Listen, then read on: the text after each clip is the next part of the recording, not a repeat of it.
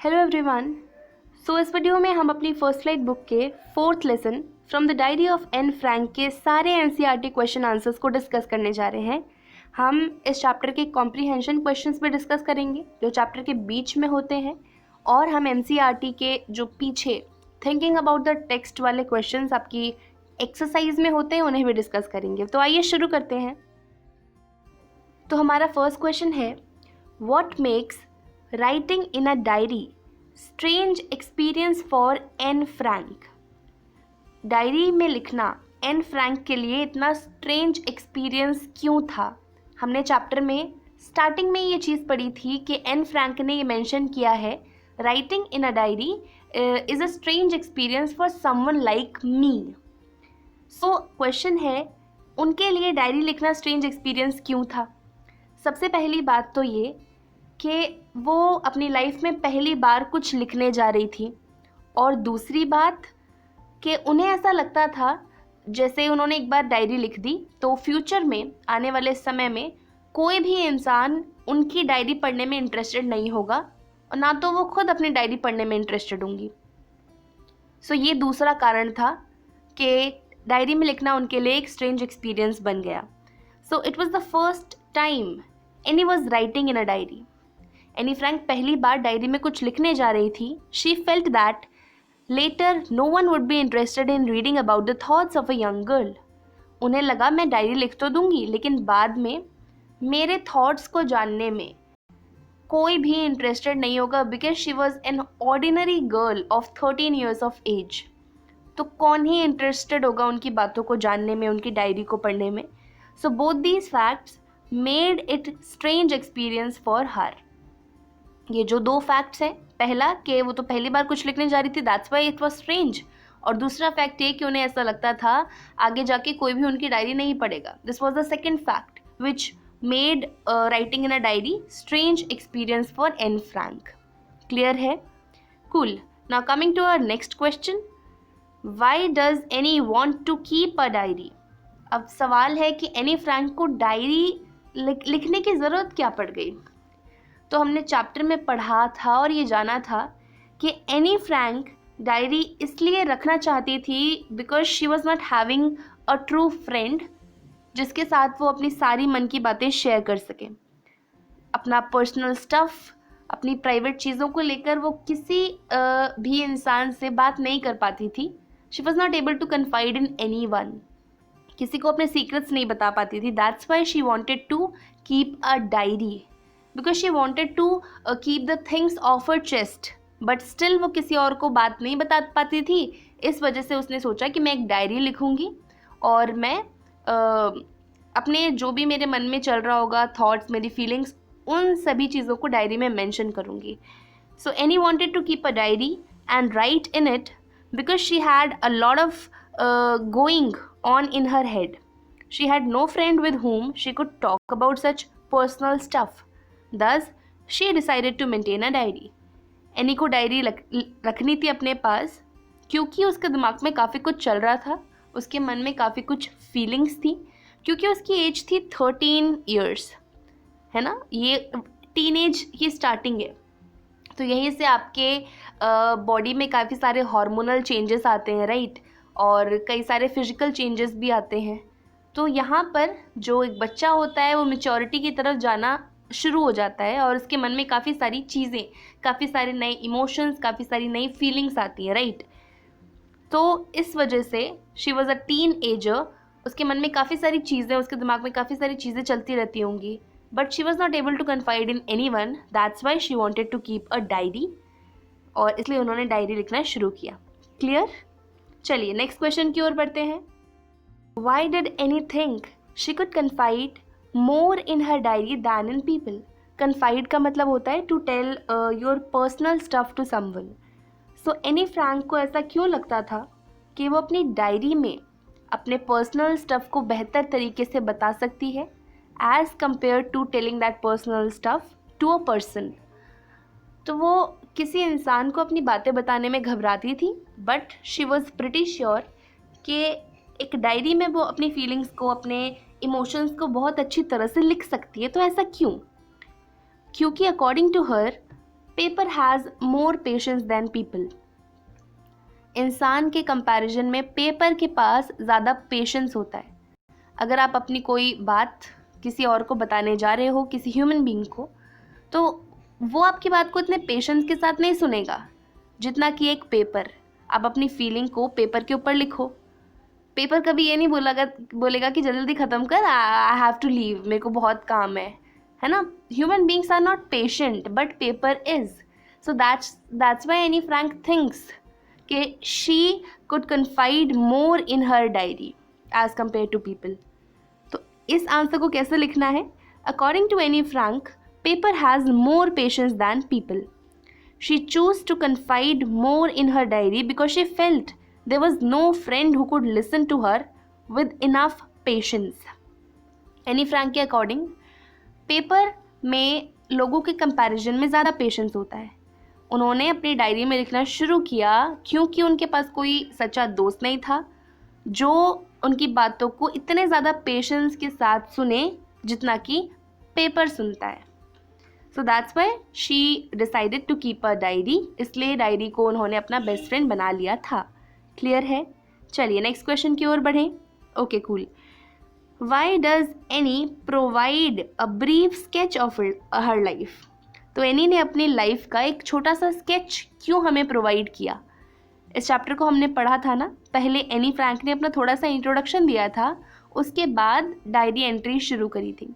तो उसने ऐसा इसलिए किया ताकि जो रीडर्स हैं जो उसकी डायरी को इन केस अगर कोई फ्यूचर में पढ़ता है तो उसको समझ आए कि उस डायरी एंट्री में क्या चीज़ों की बात करी जा रही है.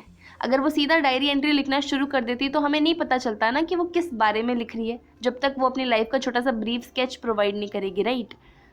और साथ में उनका ये मानना था कि उनको डायरी एज अ फ्रेंड चाहिए, राइट. और लोगों की तरह नहीं जो सिंपली फैक्ट्स लिख देते हैं अपनी डायरी में. She wanted diary to be her friend. इसलिए उन्होंने क्या किया, पहले अपनी लाइफ का एक छोटा सा ब्रीफ स्केच दिया और उसके बाद डायरी एंट्री शुरू करी. So Anne feels it would be weird to simply jot down facts without giving her background. In case someone might read it in future, he or she won't be able to understand vaguely stated facts.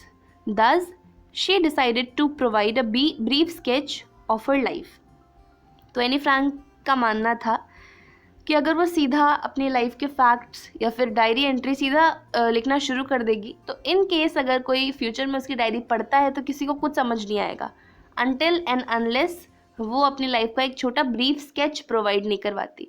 So that's why she decided कि पहले मैं अपनी life का एक छोटा brief sketch दूंगी और उसके बाद डायरी एंट्री शुरू करूंगी. क्लियर है? Okay. Now coming to our next question. What tells you that Anne loved her grandmother? तो आपको कैसे पता चलता है एनी फ्रैंक अपनी ग्रैंड माँ से बहुत ज़्यादा प्यार करती थी? सबसे पहली तो ये बात कि वो मतलब बचपन से ही अपने ग्रैंड मदर के पास ही रही है.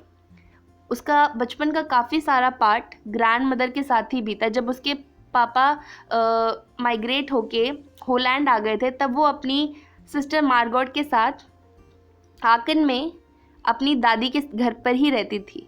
उसके बचपन का काफ़ी सारा पार्ट वहीं पर बीता है. तो this thing is enough to show कि उसकी दादी और उसके बीच में कैसा बॉन्ड था और कितना ज़्यादा प्यार एनी अपनी दादी से करती थी. साथ में एनी ने अपने इस चैप्टर जो हमने चैप्टर पढ़ा इस चीज़ में वो भी मेंशन किया है कि nobody knows how much I miss my grand mother. So this thing is showing कि वो अपनी ग्रैंड माँ से कितनी ज़्यादा क्लोज थी. ठीक है, यही चीज़ हमें अपने आंसर में लिखनी है.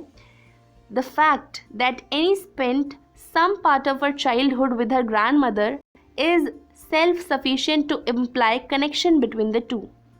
एनी ने अपने बचपन का काफ़ी सारा पार्ट अपनी ग्रैंड माँ के साथ ही बिताया है. सो दिस थिंग क्लियरली शोज़ कि उन दोनों के बीच में कितना बढ़िया बॉन्ड था. Also she implicitly mentions in her diary that she misses her grandma more than anyone is aware of is evident enough that she loved her grandmother. साथ में उसने अपने डायरी में ये भी मेंशन किया है कि किसी को इस चीज़ की खबर नहीं है मैं अपनी ग्रैंड मदर को कितना ज़्यादा मिस करती हूँ और nobody knows कि how much I love her. So this thing is evident of the fact कि वो अपनी ग्रैंड मदर से कितना ज़्यादा क्लोज थी और अपनी ग्रैंड मदर को कितना ज़्यादा प्यार करती थी। क्लियर है? चलिए नेक्स्ट क्वेश्चन की ओर बढ़ते हैं। Why was Mr Keesing annoyed with Anne? What did he ask her to do? Mr Keesing जो एनी के मैथ्स प्रोफेसर थे, वो एनी से परेशान क्यों थे? देखो, एनी के maths professor mister Keesing any से इसलिए परेशान थे क्योंकि उनके मैथ लेक्चर के दौरान एनी बहुत बातें करती थी। वो चुप ही नहीं होती थी उनके मैथ लेक्चर के दौरान। She used to chit chat lot. इस वजह से वो बहुत परेशान हो गए थे एनी से, और इसी के लिए उन्होंने एनी फ्रैंक को एक्स्ट्रा असाइनमेंट्स देना शुरू कर दिया एज पनिशमेंट। सो यही चीज़ हमें अपने आंसर में लिखनी है। Mister Keesing, Annie's math professor, was annoyed with her because she would not stop talking during his lectures, as a result of which he gave her assignments as punishments. Mister Keesing any के maths professor थे। वो Anne से बहुत ज़्यादा परेशान थे क्योंकि उनके लेक्चर्स के दौरान वो बात करना बंद ही नहीं करती थी, और इसी वजह से मिस्टर कीजिंग ने उसे एक्स्ट्रा असाइनमेंट्स देना शुरू कर दिया एज पनिशमेंट। ये चीज़ क्लियर है? नेक्स्ट क्वेश्चन की ओर बढ़े। ग्रेट। तो अगला क्वेश्चन है, how did Anne justify her being a chatterbox in her essay? तो सबसे पहला एसे जो मिस्टर कीजिंग ने एनी फ्रैंक को असाइन किया था, उसका टॉपिक था चैटर बॉक्स। तो उसने अपने एसे में क्या लिखा, कैसे अपनी justification the for being a chatter box?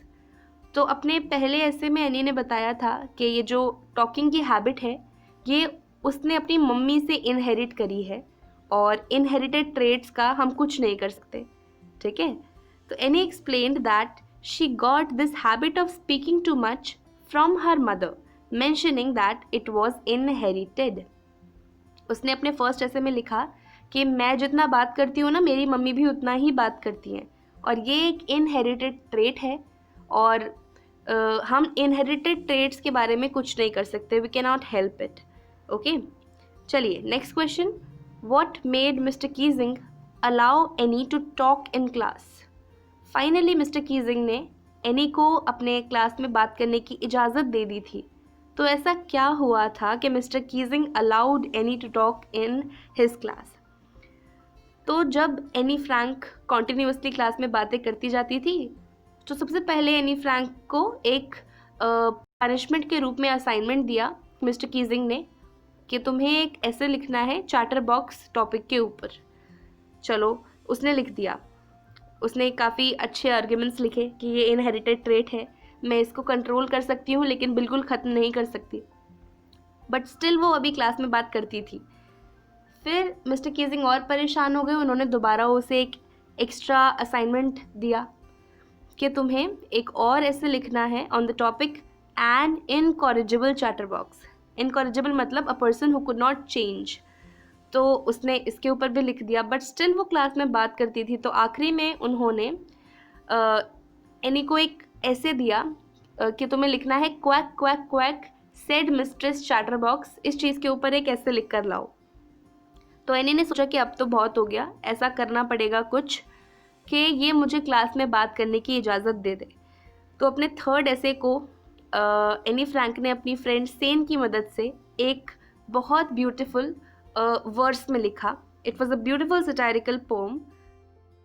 उस पोम में एनी ने एक मदर डक, एक फादर स्वॉन और उनके 3 बेबी डकलिंग्स की बात बताई कि वो 3 बेबी डकलिंग्स बहुत ज़्यादा क्वाक क्वाक करते थे, इसलिए फादर स्वॉन ने उन्हें इतना मारा कि उनकी जान चली गई।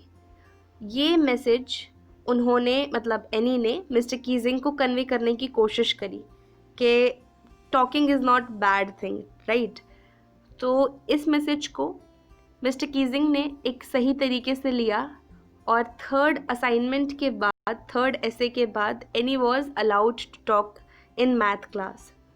So on being given the third assignment as punishment, Annie wrote a satirical piece which was quite promising. Thus, finally the professor allowed her to talk in class. तो एनी फ्रैंक ने थर्ड असाइनमेंट को बहुत beautifully लिखा, उसमें ऐसे arguments थे कि Mr Keesing ने एनी फ्रैंक को क्लास में बात करने के लिए अलाउ कर दिया। अगर ये क्वेश्चन 2 मार्क में आए तो इतना सही लिखो, वरना 5 मार्क में आएगा, बड़ा क्वेश्चन आएगा तो जितना मैंने चीज़ें बताई वो सब आपको शुरू से मेंशन करनी पड़ेगी कि कैसे कैसे हुआ। फर्स्ट में ऐसे, सेकंड जब उसे पनिशमेंट मिली सेकंड टाइम तब क्या हुआ था, फिर थर्ड टाइम उसने सेन की मदद से एक ब्यूटीफुल वर्ड्स में अपनी पोम को लिखा। तो इस तरह से आपको अपने आंसर को थोड़ा बड़ा करना पड़ेगा फॉर 5 मार्क्स। ओके, चलिए नेक्स्ट क्वेश्चन की ओर बढ़ते हैं। Was Annie right when she said that world would not be interested in the musings of a 13-year-old girl? जब एनी फ्रैंक ये कह रही थी कि ये दुनिया 13 साल की बच्ची की बातों में बिल्कुल भी इंटरेस्टेड नहीं होगी, तो was she right? तो हाँ, she was right, क्योंकि वो उस वक्त, जिस वक्त उन्होंने डायरी लिखी थी, वो एक आम सी लड़की थी जो कि नीदरलैंड्स में रह रही थी, राइट। तो शी वॉज राइट कि उसकी बातों में कौन इंटरेस्टेड होगा, उनका ये सोचना एकदम ठीक था। So yes, Anne was right in thinking that the world would not be interested in the musings of a 13-year-old girl. As she was a common girl, no one would want to know her feelings and so no one would read her diary. तो Anne Frank एक आम सी लड़की थी जो उस वक्त की बात बताएं तो वो आम थी। अब तो सभी जानते हैं उनके डेथ के बाद जब उनकी डायरी पब्लिश हुई तब से उन्हें सब जानने लग गए, but at that time when she was writing the diary वो एक कॉमन सी गर्ल थी। तो उनका सोचना एकदम सही था, because she was a common girl, nobody would want to know her feelings, right. और इसी वजह से कोई भी उनकी डायरी नहीं पढ़ता, तो उनका ये सोचना एकदम ठीक था। नेक्स्ट क्वेश्चन है, देयर आर सम एग्जाम्पल्स। अब देखिए यहाँ से आपके थिंकिंग अबाउट द टेक्स्ट वाले क्वेश्चन स्टार्ट हो रहे हैं जो थोड़े लॉन्ग होते हैं ना। इससे पहले ये जितने भी थे ये कॉम्प्रीहेंशन थे, चैप्टर के बीच वाले। अब यहाँ से थिंकिंग अबाउट द टेक्स्ट शुरू होता है। So there are some examples of diary और journal entries in before you read section. Compare these with what Anne writes in her diary.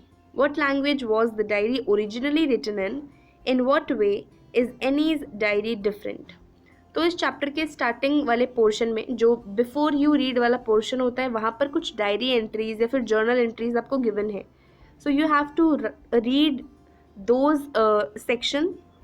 फिर उसके बाद आपने देखना है कि एनी की जो डायरी थी वो इन डायरीज से कैसे अलग है, ठीक है। इस क्वेश्चन में काफ़ी सारे पार्ट्स हैं, तो पार्ट करके हमने आंसर लिखा है। सबसे पहले पार्ट का आंसर है कि Anne's diary was actually written in Dutch. सवाल क्वेश्चन में ये भी था कि उसकी डायरी ओरिजिनली कौन से लैंग्वेज में लिखी गई थी। तो ओरिजिनली एनी फ्रैंक ने अपनी डायरी को डच लैंग्वेज में लिखा था। उसकी डायरी मतलब और लोगों से अलग है। और लोग सिंपली अपने फैक्ट्स होते हैं वही लिख देते हैं डायरी में, लेकिन एनी फ्रैंक के लिए उसकी डायरी उसकी बेस्ट फ्रेंड थी, and she had named her diary kitty. उसने अपनी डायरी का नाम किटी रखा था, और उसके लिए वो डायरी सिर्फ डायरी नहीं थी। She use to talk to her, she use to talk to Kitty as if कि वो एक पर्सन हो, ठीक है। She thought of it as her only true friend. She could confide in kitty.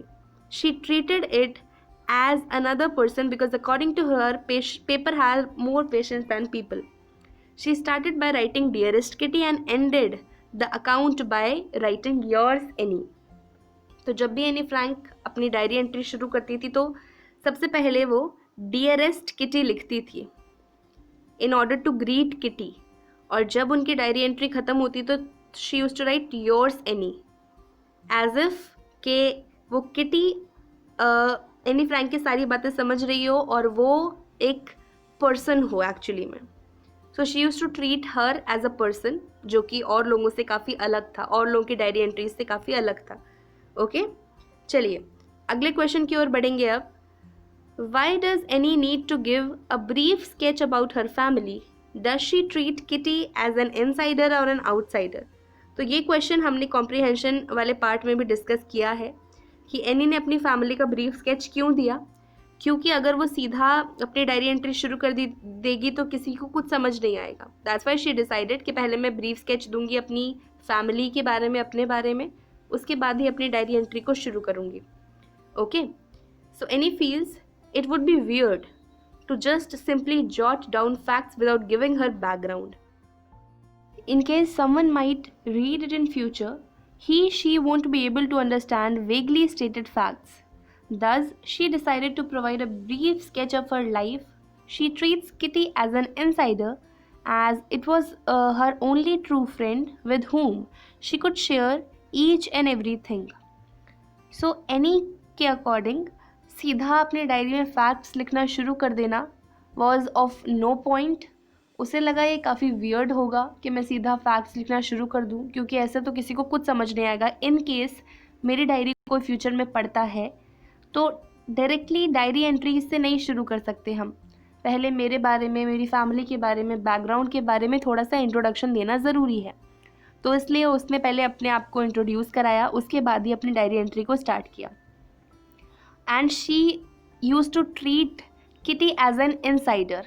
Second part था ना, does she treat Kitty as insider और an outsider. उस पार्ट का आंसर है कि वो किटी को एक इनसाइडर की तरह ट्रीट करती थी, because kitty was her only friend, जिसके साथ एनी अपनी सारी बातें शेयर कर सकती है, जिसके साथ मतलब जिसको वो अपनी सारी बातें बता सकती है. Diary was the only one in which Anne was able to confide in. Okay, ये आंसर यहाँ पे ख़त्म होता है. ठीक है, नेक्स्ट क्वेश्चन को देखेंगे क्या है. How does Anne feel about her father, her grandmother, Mrs Kuperus and Mr Keesing. Who do these tell you about her, sorry what do these tell you about her. सवाल है कि any अपने father के बारे में क्या सोचती थी, अपने ग्रैंड मदर के बारे में क्या सोचती थी, कैसा फील करती थी, मिसेस क्यूपरस, मिस्टर कीजिंग, इन सभी लोगों के बारे में हमें बताना है कि एनी के अकॉर्डिंग ये लोग कैसे थे और एनी इन लोगों के बारे में कैसा फील करती थी. And what do these tell you about her. और ये जो भी चीज़ें हैं ये सब एनी के कैरेक्टर के बारे में क्या बताती हैं आपको. You have to write that. Okay, देखो मैंने क्या लिखा है. According to Anne, her father is the most lovable man one could ever come across. सबसे पहले एनी ने लिखा था कि my father is the most adorable father in the world, right. तो उसके अकॉर्डिंग उसके पापा सबसे ज़्यादा अडोरेबल, सबसे ज़्यादा लवेबल फादर हैं. She loved and missed her grand mother. अगर उनकी ग्रैंड माँ की बात करें तो वो अपनी ग्रैंड माँ की बहुत क्लोज थी. एंड अब उसकी ग्रैंड माँ इस दुनिया में नहीं बची, तो she use to miss her grandmother a lot. वो दिखाती नहीं थी, but she use to miss and love her grandmother a lot. She was on good terms with her teacher except the old fogey Mr Keesing who taught them mathematics. Anne का सभी teachers के साथ अच्छा बनता था except Mr Keesing, जो Anne के math teacher थे. उन्हीं के साथ एनी की थोड़ी सी अनबन रहती थी, बाकी सब टीचर्स के साथ उसकी अच्छी बनती थी.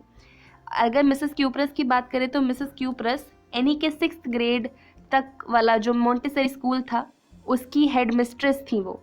तो मिसेस क्यूपरस और एनी काफ़ी क्लोज थे. They were very close to each other. Mr Keesing ऑफर punished Anne with extra assignments as a punishment for her talkative nature. Mr Keesing कई बार एनी फ्रैंक को उसके टॉकेटिव नेचर के लिए पनिश भी किया करते थे, because she use to talk a lot in his class. So these indicates that Anne was affectionate and a loving person. तो ये सारी चीज़ें हमें बताती हैं कि एनी एक लविंग और अफेक्शनेट पर्सन थी. क्लियर है. चलिए, now coming to our next question. What does Anne write in her first essay. तो जब मिस्टर कीजिंग ने एनी को पहला ऐसे लिखने के लिए कहा था on the topic chatter box, तब एनी ने क्या लिखा था. तो एनी ने अपने मतलब जो बेस्ट आर्ग्यूमेंट्स वो लिख सकती थी उसने लिखे. ठीक है, उसने लिखा कि ये जो टॉकिंग वाली हैबिट है ये एक इनहेरिटेड ट्रेट है. ये ट्रेट उसने अपनी मदर से पाया है, और क्योंकि उसकी मम्मी भी बहुत टॉकेटिव हैं. सो शी सेड कि मैं इस चीज़ को कंट्रोल कर सकती हूँ लेकिन ख़त्म नहीं कर सकती. ये एक तरह से मेरे को अपनी मम्मी से विरासत में मिला है, ये एक इनहेरिटेड ट्रेट है. So I could not completely stop talking in your lectures, but I could control them. मैं बात करना कंट्रोल कर सकती हूँ लेकिन पूरा अवॉइड नहीं कर सकती. उसने अपने पहले असाइनमेंट में ये लिखा था. So in her essay Anne mentions that she will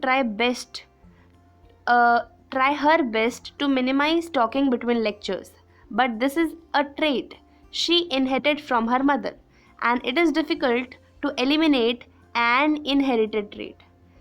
So she mentions कि वो अपनी बात करने वाली हैबिट को कम करने की कोशिश करेगी, लेकिन पूरी तरह से ख़त्म नहीं कर पाएगी because it is an inherited trait. और अपनी लाइफ से आप इनहेरिटेड ट्रेट्स को एलिमिनेट नहीं कर सकते, ख़त्म नहीं कर सकते। Also her mother talks as much as she does, if not more. She also stressed that talking was necessary quality for a good student. साथ में एनी ने इस बात पे भी जोर दिया कि मेरी मम्मी मेरे जितना ही बात करती हैं, भले ज़्यादा ना करती हो बट मेरे जितना तो करती ही हैं। ऑल्सो शी मैंशंस कि एक अच्छे स्टूडेंट की ये आदत है कि वो ज़्यादा बात करे। ये उसके फैक्ट्स थे जो कुछ उसने लिखे, और Mr Keesing was quite pleased to read that essay. Anne Frank के वो ऐसे मिस्टर कीजिंग को काफ़ी फ़नी लगते थे, तो वो खुद तो पढ़ते ही थे, पूरी क्लास में भी पढ़ के सुनाते थे उसके एसेज को। तो चलिए नेक्स्ट क्वेश्चन की ओर बढ़ेंगे अब। क्वेश्चन है कि Anne says teachers are the most unpredictable creature, is Mr Keesing unpredictable, how? Anne Frank का ये मानना था कि teachers are the most unpredictable creatures on the earth. मतलब आप कभी इस चीज़ का पता नहीं लगा सकते कि एक टीचर के दिमाग में क्या चल रहा है। They are very unpredictable. तो क्या मिस्टर कीजिंग भी अनप्रेडिक्टेबल थे? अगर थे तो हाउ? तो mister Keesing was also unpredictable person. वो एनी से काफ़ी गुस्सा थे जब एनी उनकी क्लास में बात करा करती थी, राइट? तो इसी वजह से वो एनी को एक्स्ट्रा असाइनमेंट दिया करते थे एज पनिशमेंट। जब एनी वो असाइनमेंट करके लाती थी तब मिस्टर कीजिंग उनको पढ़ते थे और उन्हें वो बहुत फ़नी लगता था। वो हंस देते थे उसके आर्ग्यूमेंट्स पर, खुद तो पढ़ते थे, पूरी क्लास के सामने भी पढ़ के सुनाते थे। तो मतलब ये थोड़ी अनप्रेडिक्टेबिलिटी को शो करता है हमें। वी नेवर नो कि एक टीचर क्या फील कर रहा है, क्या सोच रहा है, ठीक है? So yes, mister Keesing is an unpredictable person. Mister Keesing भी सभी टीचर्स की तरह अनप्रेडिक्टेबल ही थे। यू नेवर नो कि उनके दिमाग में क्या चल रहा है, what he is thinking. So he is angry with Anne for being talkative in class and gives her extra assignments as punishment. वो एनी से खफा रहते थे बहुत ज़्यादा because she use to talk a lot in his class, और as punishment he use to give extra assignments to Anne Frank. But later he finds her essays to be witty and amusing. लेकिन जब any Frank उन essays में arguments लिख कर लाती थी तब मिस्टर कीजिंग को वो एसेज पढ़ के काफ़ी मज़ा आता था, उन्हें वो ऐसे काफ़ी फ़नी लगते थे। So this brings a change in him and he accepts her arguments.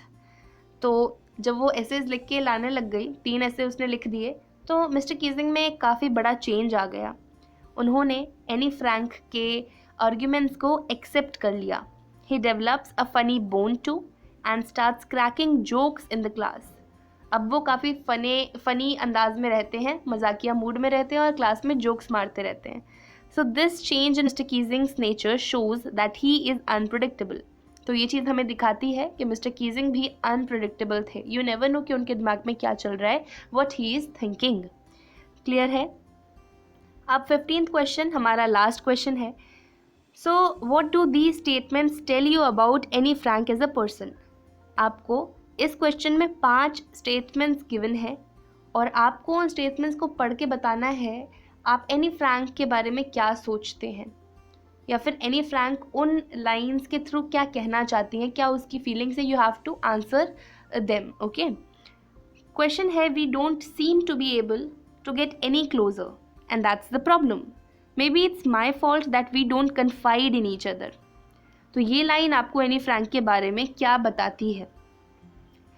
We don't seem to be able to get any closer and that's the problem. She is saying अपने दोस्तों के लिए कि मैं अपने दोस्तों के और करीब नहीं जा पा रही हूँ। We are not able to confide in any one. मैं अपनी फीलिंग्स किसी और को नहीं बता पाती हूँ। शायद ये मेरी ही गलती है कि मैं और मेरे दोस्त एक दूसरे के क्लोज नहीं आ पा रहे हैं।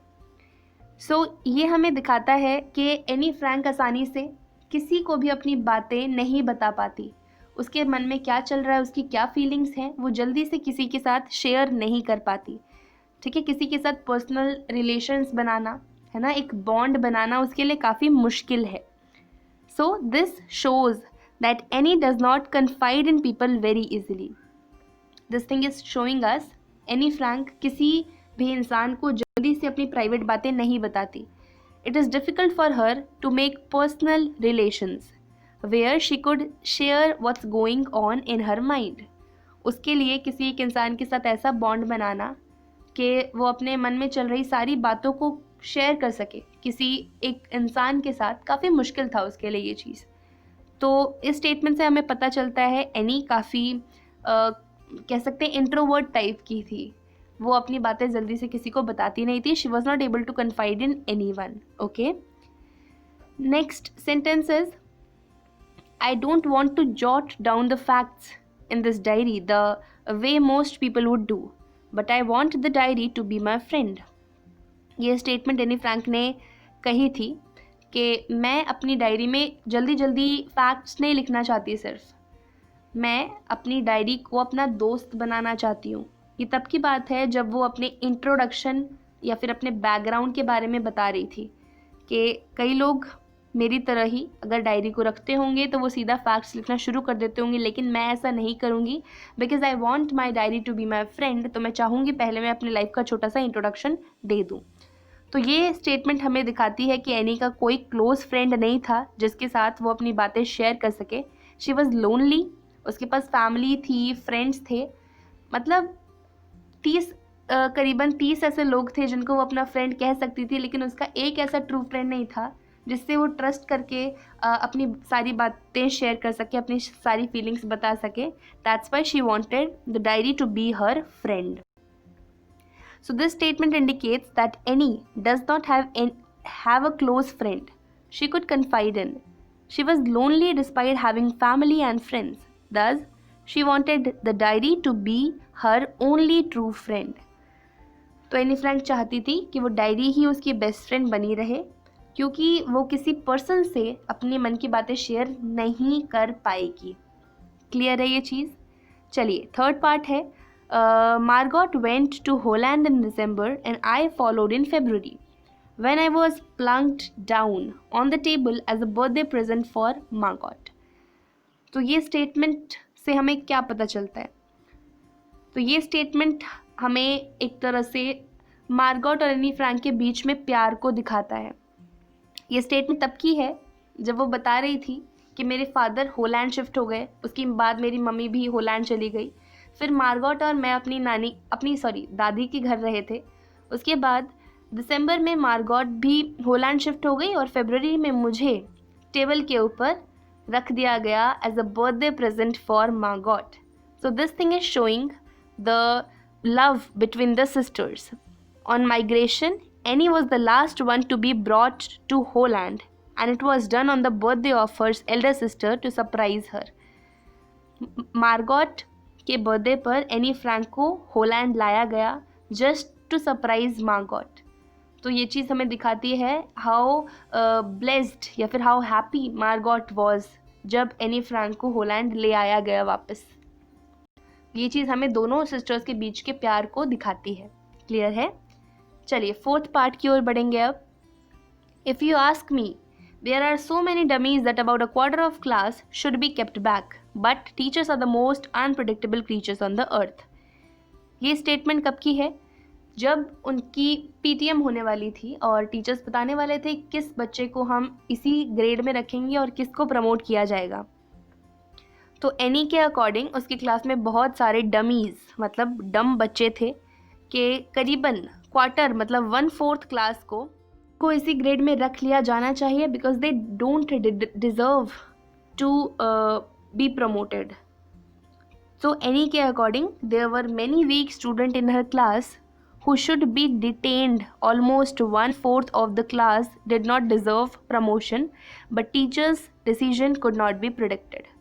So एनी फ्रैंक के अकॉर्डिंग उसी क्लास में काफ़ी डम बच्चे थे कि करीबन क्वार्टर मतलब 1/4 ऑफ द स्टूडेंट्स को उसी ग्रेड में रखना चाहिए, उन्हें प्रमोट नहीं करना चाहिए. But teachers are the most unpredictable creatures on the earth.